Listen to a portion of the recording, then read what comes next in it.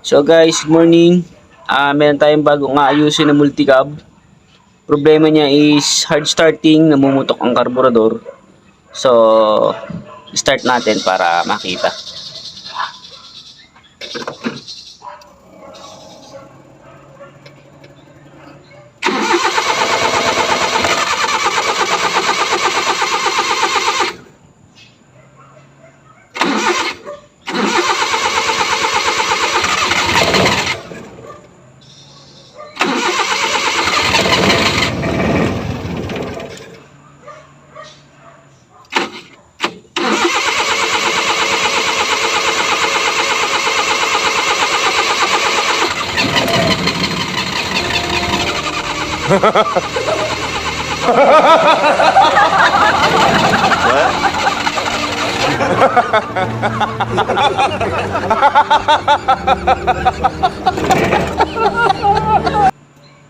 So guys, ayusin natin. Possible niyan ay baka palitin ang kanyang pinaka-basic muna tayo. Palitan muna natin ang kanyang distributor cap. Mga ka-ports, gagamit tayo ng sheeting socket para matanggal natin yung dalawang bolt ng ating distributor cap. Ang diagnose ko talaga nung una, nung sinabi sa akin ng may-ari, yung kanyang multicab ay hard starting, inisip ko baka marami ang kanyang mga contact point ng distributor cap. Pero buksan muna natin para makita natin ng maayos. So after natin matanggal, tatanggalin din natin yung ating mga high tension wire. Tandaan lang natin mabuti kung saan nakalagay. Yan naman ay tatatlo lang, kaya madaling tandaan.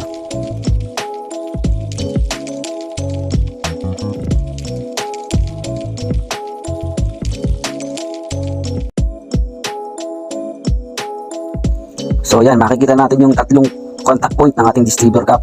Medyo marami na siyang puti at medyo manipis na. Tapos yung gitna ay grounded pa.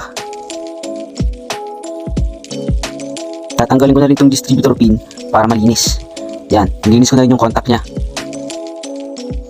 Ang pagbabalik naman nito ay madali lang dahil meron siyang uka, kaya hindi siya mapapakabit ng ibang angle. Isang angle lang.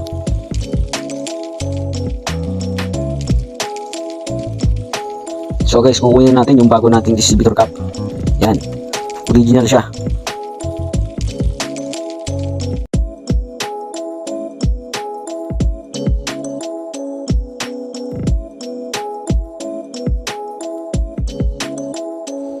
Sa pagkakabit naman ito, madali lang din. Kung paano mo siya tinanggal, ganun mo lang din ikakabit.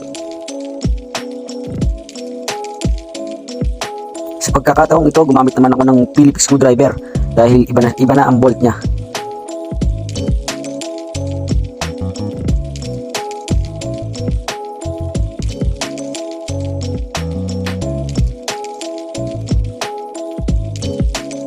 Ibalik lang din natin yung ating mga high tension wire sa dati niyang kinalalagyan. Yan ay may firing order 1, 2, 3. Kung paano mo siya tinanggal, ganun mo lang siya ikakabit. Ito ang sample photo ng ating positioning ng high tension wire.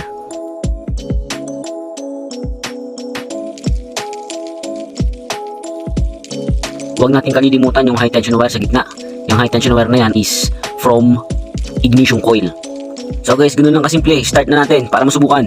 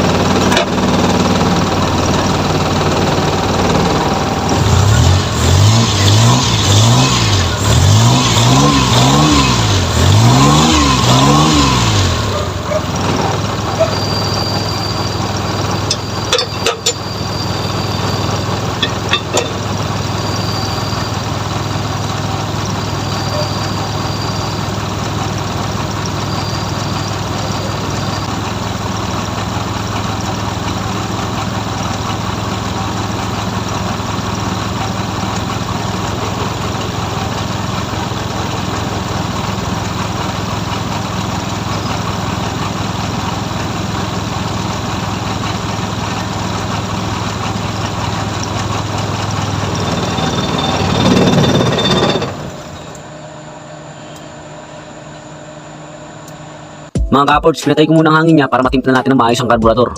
Bubuksan ulit natin siya ng 3 pihit. Isa, dalawa, Tatlo. Ayos na.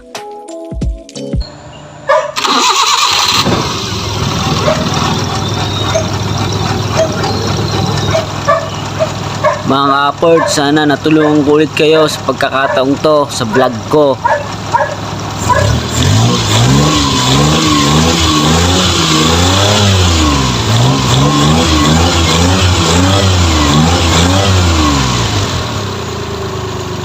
Don't forget to like and subscribe my page and my YouTube channel.